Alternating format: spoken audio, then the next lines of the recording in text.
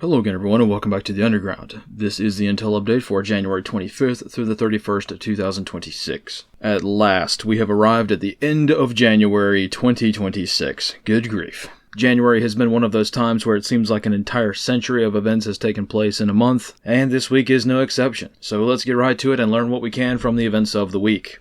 Around the United States, the flavor this week has been civil unrest as usual. I don't want to be too presumptuous in Minneapolis, but it seems like the situation there is simmering down a bit. There is some coordination between the state and the feds now, so hopefully over the next few days things will simmer down a little bit. The unrest is not going away by any means, but maybe Minneapolis can pump the brakes when it comes to the very severe insurgency that we're seeing rising throughout the city. Around the country, however, unrest is organizing, taking the lessons learned from Minneapolis and transposing that to other cities as well. So we'll get into that in just a bit, but it's been kind of a hot button issue for the past couple of weeks. And since all eyes have indeed been on domestic issues within the United States this week, there have also been a few items of note to be aware of overseas, namely the Middle East and the Far East. In China, several strategic developments have taken place over the past few weeks, which I haven't really found a good way to work into reporting, so I'll mention it now just so that we're understanding this for later. In short, Chairman Xi has been very, very busy. Purges of military and senior political leadership have continued over the past couple of weeks. Consolidation of power is the name of the game right now within internal Chinese politics, and these efforts are widely considered to be one of the many indicators of an eventual war with Taiwan. Xi is not exactly a betting man, and he will need to preemptively remove anyone from his political system which might oppose him during a time of conflict. At least that's the theory. So over the past few weeks and months, Xi has actually completely replaced everybody in key political positions and now military positions as well. So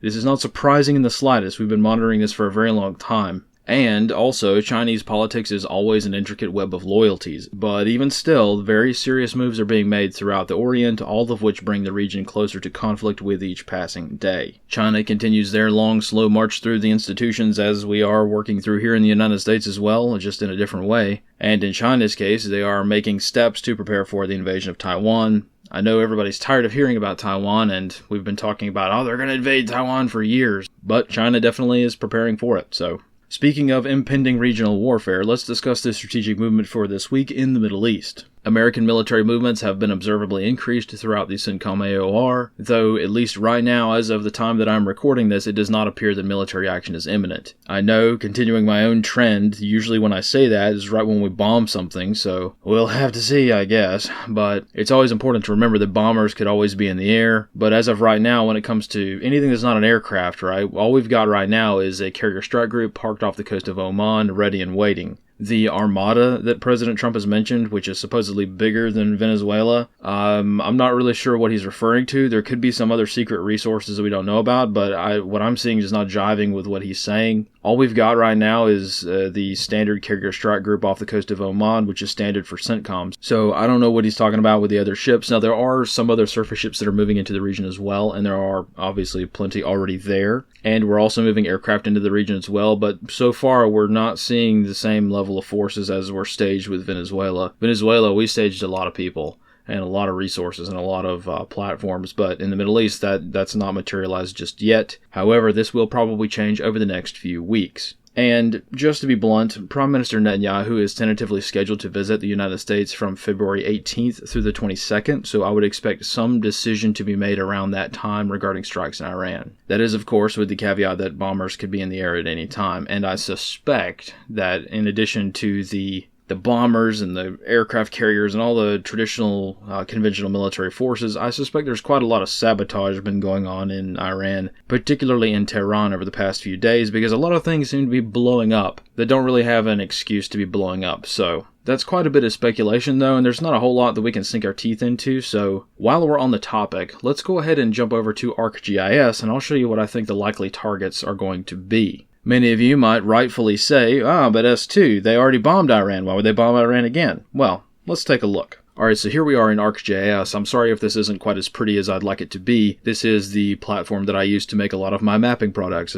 Actually, most of my mapping products are made in this application, and it's not the prettiest thing to look at sometimes. But I have to use this for briefing purposes today because the imagery that I have won't actually load into anything else because it's too high resolution and it's too big. So into the breach we go, and there are two main sites that the United States struck with B-2 bombers last June 22nd, 2025, Operation Midnight Hammer. As a side note, I have a sneaking suspicion that the United States also struck a few other places that we haven't publicly stated yet, but I'm just going to keep that to myself for now because it's not really operationally important. So, this is the Natanz facility that was struck. This is one of the main targets.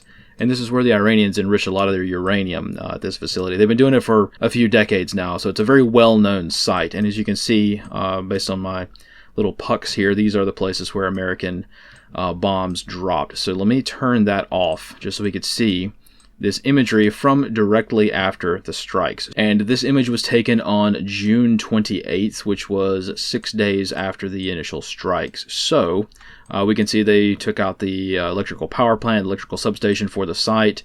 They blew up a random unnamed building, which I can't remember what they actually do here. This is also a power substation. Here they blew up fairly efficiently, but the main target, the big kahuna here, is this building. So this is what they call their Pilot Test Fuel Enrichment Facility. It goes by a few different names, but this is one of the big facilities that they use to enrich a few of the precursors for making nuclear weapons or highly enriched uranium, however you want to phrase it, right? There are a few other targets that were down here in the mountains as well. I haven't put those on the map just yet, but they have underground enrichment storage halls here, and there's also suspected to be quite a few here as well. So you can get down into the weeds of this if you want, but the interesting part here is this building. So let's go ahead and open up a more recent image, and this is the image of the facility on January 18th, 2026, so just a couple of weeks ago. As you can see, they built it back, and it's been built back with a vigor. So that's why I think they're going to strike Iran again. Yes, we did strike the Iranians, but they built it back. So just looking at a couple of these other places, they of course repaired the electrical substation facility. Let me just toggle this on and off a little bit so you guys can see. They've made quite a few repairs over the past year, and actually I have a very high quality image from January 1st, 2026. So let me, just so you guys can see, if you want this data, you can screenshot it or whatever. Let's see, turn off January 18th, turn on January 1st. Yeah, and so this is January 1st, 2026. Yeah, that building right there is pretty good and well toothpicked up, I think. And there are quite a few other facilities that are still very not good to go.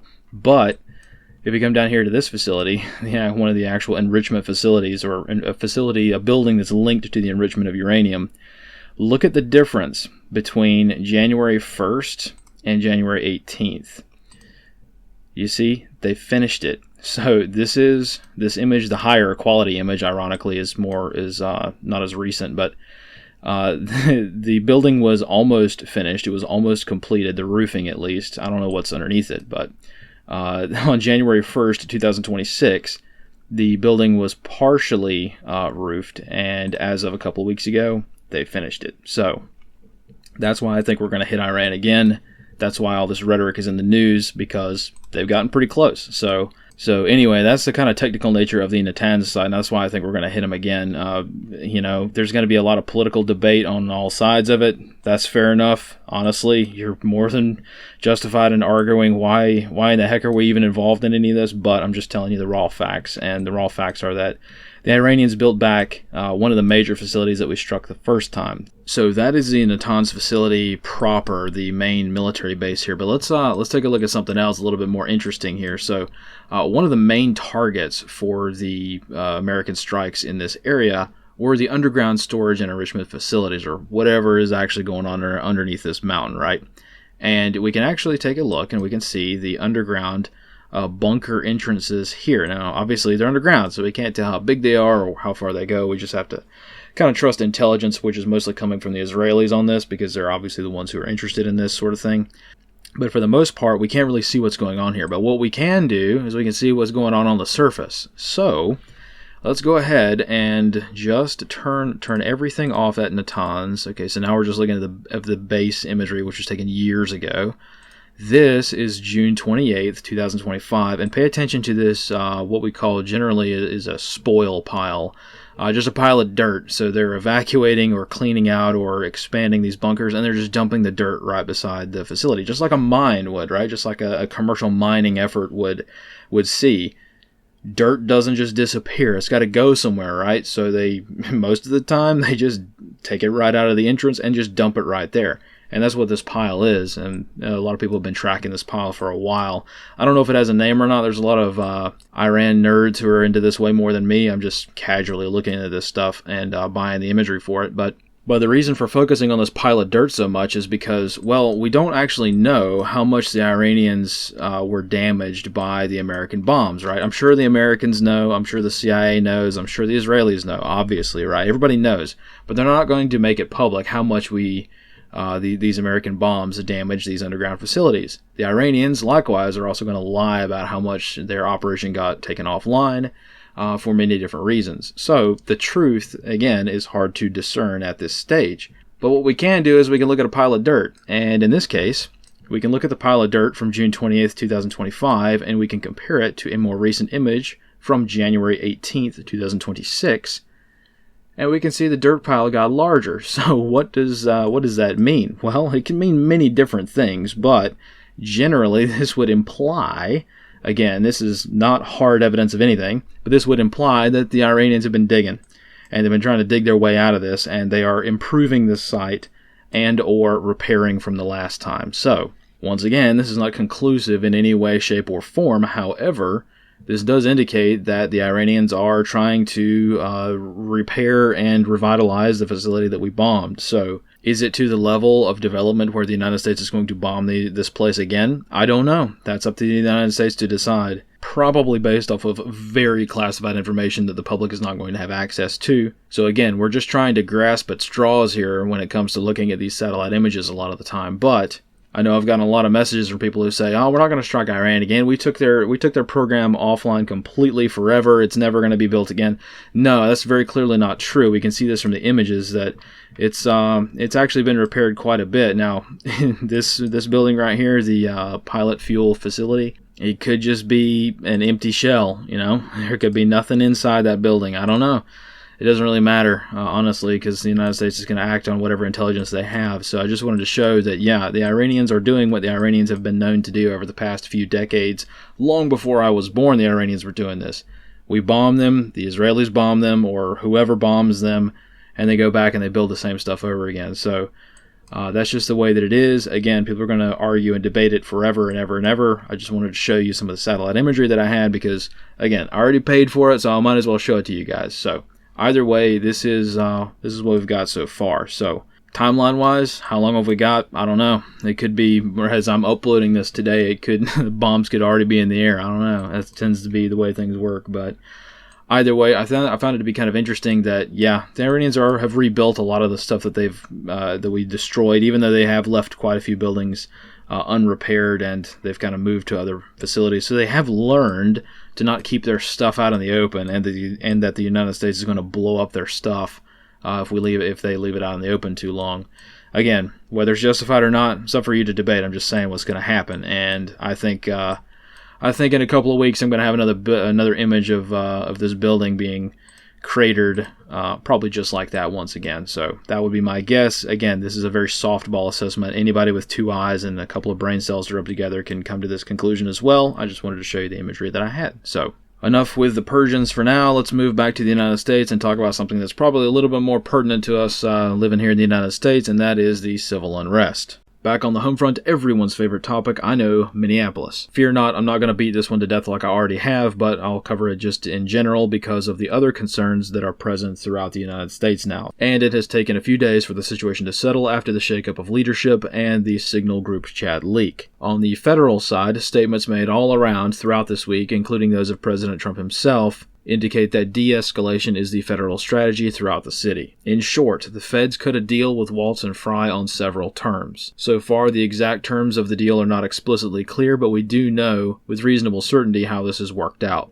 Minneapolis city leadership will give up illegal immigrants that they have in their jails, and in return, the feds will reduce forces in the city. Another part of this is that the Minneapolis Police Department will have to provide aid to federal forces that remain in the city long term, and not refuse to answer 911 calls as they have been doing. There are other parts of the deal, but that's the gist of the de-escalation measures taken right now. The biggest problem with all of this is that the city, surprise, surprise, surprise, has already gone back on their word, as confirmed by President Trump himself. So how this is all going to get settled is anyone's guess. We're just going to have to wait and see. It could be that the White House comes in and tries some other tactics. I don't know. It's really kind of up in the air at the moment, but right now there has been a reduction in the overall tensions in the city, even though demonstrations have basically remained the same. So the most concerning factor is that of activist groups and NGOs. Even if Waltz and Fry were to play ball with the feds, their foot soldiers certainly will not. And so far, this has been the case throughout the city as various insurgent groups recover from the leak of their chat rooms. For those who have not been following this, a few independent journalists have gained access to many of the dozens of different Signal chat groups and Discord chat groups, which have been coordinating a lot of this unrest operation in the city. And in short, the commies are a scurrying. Doctrinally speaking, communist revolutionary groups, which is what these guys call themselves, so that's not me just being derogatory, that's what they actually call themselves, most of these groups, and their many offshoots, these groups tend to be rather paranoid organizations. So while normal people may lament the embarrassment of a group chat being leaked, but would otherwise recover after a while,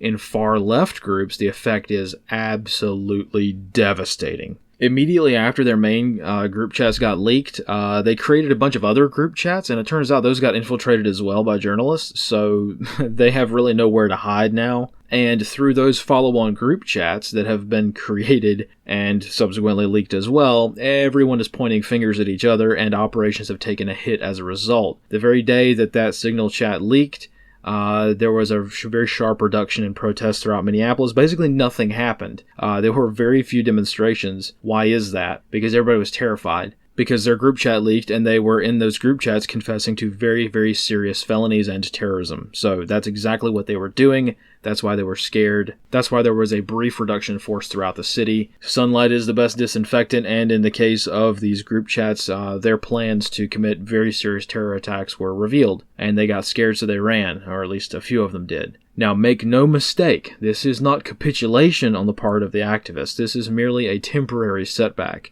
These groups will get their feet back under them very quickly, and within a few weeks will have learned from their mistakes when it comes to communication and organization. Several mayors and governors from around the country have taken the ideas from Minneapolis and improved upon them. Several states have now established government-run anti-ICE tip lines, formalizing the efforts to target federal forces, such as in New Jersey. The other day, the mayor of Seattle also announced a similar initiative for tracking ICE agents within the city of Seattle. So, failing to use a heavy hand in Minneapolis on the counterinsurgency, counterterrorism side of things is a management decision that can be debated. That's fair because there are good points for and against being heavy-handed, right? But in the context of what's going on around the country, it's become quite clear that a large percentage of the country are actual, no-kidding terrorists and insurgents. Again, not in the sense of I'm just going to be hyperbolic and overly dramatic and, slap a label on my political enemies. No, I mean in the truest sense of the terms as demonstrated by violence. Now, what is the exact percentage of people who fall into this category? That I don't know. It's certainly not a majority, right? What we're seeing on the news and in these viral clips and in all the B-roll, this is, again, a minority. There are 500,000 people in Minneapolis, and there aren't 500,000 people in the street protesting. There are a few thousand at most. So we have to keep this in perspective, and we have to kind of balance this out by understanding just how big these demonstrations are. No, they're not that big, but the fact that they exist at all is concerning. There are a lot of people in this country that look normal, they dress normal, they speak normally, they work a white-collar job in a cubicle sipping from their Stanley mug all day, but privately they're in group chats where they're talking about planning IRA-style car bombings on people that they don't like and calling for the murder of innocent people, right? And they're doing so because they get a thrill out of it. That's a concern, right? And these people walk amongst us. So, the chosen course of action is to back down, de-escalate, and pretend that it isn't happening. President Trump made the tough decision to de-escalate, which was his decision to make, but it's also a damned if you do, damned if you don't situation, which he put himself in by not shutting off the funding to groups that he had already designated as domestic terrorist organizations. There's a reason that everybody in the know is talking about funding. And even though funding is not the whole story, right? Shutting off the funding is not going to stop all of this, right? But it'll shut down a good chunk of it, right? And now, because they're not doing that, the chickens have come home to roost, and we're going to witness the fallout of this situation escalating. Now, New Jersey, California, Ohio, Maine, and Wisconsin, the other major insurgent strongholds, they all now know where the line is. And that line is that they can openly rebel against the federal government and use state resources to do so.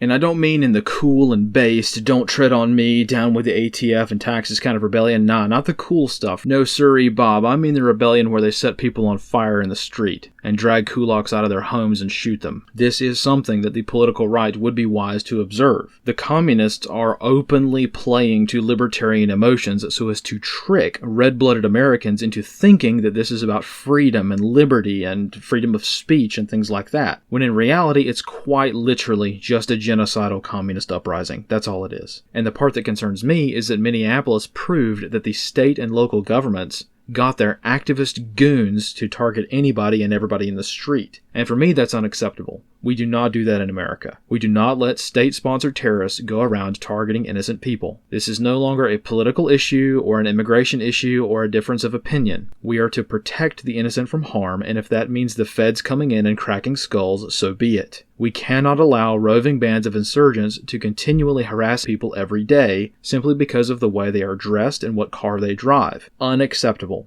So for everybody complaining about me dedicating so much time to Minneapolis, this is why. You think Minneapolis was bad? Locals will confirm that what we've seen so far is really nothing, both by comparison to George Floyd, for one. That was a pretty crazy time. But also today, what we're seeing is not nearly as bad as it could be. These people are absolutely chomping at the bit to turn Minneapolis into Fallujah. They are literally telling you this out in the open using these exact words. But this is just one city. How about another city? What about Milwaukee? There are vastly superior agencies and organizations operating there that make Defend 612 look like a cakewalk. What about another city, Philadelphia? Well, that city has added in the Socialist Rifle Association and other armed communist groups in addition to various offshoots of the Black Panther Party. Granted, it's hard to look at these guys seriously because every photo and video they take elicits a hearty chuckle, but still, and I don't know about anybody else, but I don't plan on getting a Darwin Award by underestimating these guys. I'm not going to put them up on a pedestal as some kind of elite fighting force, but these more armed communist groups, which openly state that they want to kill us, are certainly a concern which is only growing by the minute now that state governments and very large NGOs are funding them. But again, taking all of this into account, we have to keep the grand strategy in perspective too. Neither Minneapolis nor any of the other cities mentioned today are at the stage of a full-blown insurgency yet. But in all of these cities, there are zero barriers impeding the progression toward this eventuality. Many people might think that a full-blown insurgency would progress directly from civil unrest, like one will morph into the other. However, in many cases, it would really be hard to imagine that anything is wrong just by looking at society, right? Even in Minneapolis, the epicenter of the recent unrest, life continues on, and most of the time it's hard to imagine that there's anything out of the ordinary. With the exception of the protest hotspots around the city and the idiots driving around the city in a hatchback with a whistle, right? But for the most part, it just looks like regular daily life in a city. This is what many insurgencies will end up looking like. The waters of society appear to be still, but terrorism bubbles beneath the surface, ready to strike at any time and place. Toning down the riots and de-escalating the immigration scene in Minneapolis will not solve the other issues, nor will these groups just go away. We have to plan for that and start thinking about how to get out of this mess. So that's the key takeaway for today. The situation is not all bad, but it would be very foolish to start infighting the reasonable men who are now starting to have to do things that aren't even unreasonable, they're just gritty and unfortunate. But the work carries on regardless. The feds have their role to fill, so do the actual terrorists in society. And the more deliberate and prepared citizen has their job to do as well. It just turns out that, for some of us, it's quite a challenge sometimes. So for those of you who are in that situation, and just want to be left alone like I do, just know that I'm in the foxhole with you. And they've got us surrounded on all sides. Those poor bastards, as the old saying goes at least. So let's get after it and do the best that we can. It'll all work out in the end, and in the meantime, we'll work very hard to move the needle back toward propping up civilization instead of tearing it down. We've been tearing things down and tearing ourselves apart for far too long, so it's about time we start building things back up. And speaking of civilization, to segue into the GhostNet reports for this week, my local area has been, in a word, apocalyptic. I'm all snowed in for a few weeks and incessantly transmitting on the GhostNet for anyone else out there who might be in a similar boat. Most of the American Southeast has received legendary amounts of snow over the past week or so, and as I'm recording this, it's still coming down out there pretty heavily, so for anyone out there who's also snowed in, it might be a good time to check out the GhostNet and see if you can at least get a receive-only arrangement going. I have a plethora of tutorials in the GhostNet playlist on my YouTube channel, and you don't need to buy anything to get started. You can test it out and get familiar with the software and such, all for free, using the internet to pick up radio messages such as these. Turns out if you can't afford to buy a fancy HF radio, there's a bunch of people online who stream their radio over the internet, so you can use theirs instead. In fact, most of the time when I'm trying to get screenshots for this particular slide every week, I don't actually use my own radio to get these screenshots. Most of the time I'm using the ultra basic and free methods that I have tutorials for, and using an internet-based radio to pick up messages well outside my local area. You don't need to be an expert or even know what you're doing to get started, and this is just one way among many to have an alternative way of exchanging information with others in a manner that's really hard to censor or take offline. So that's all I have for today. Thank you all for sticking around, and we'll see what next week brings. I have been crunching a lot of data, typing a lot of video scripts, and trying to surge another burst of helpful stuff now that I've gotten my daily report video editing ironed out a little bit better. I could not have done hardly any of this without you guys sticking with me, and I'm eternally grateful for that. So thanks again, and I'll see you next time. And as always, fight in the shade.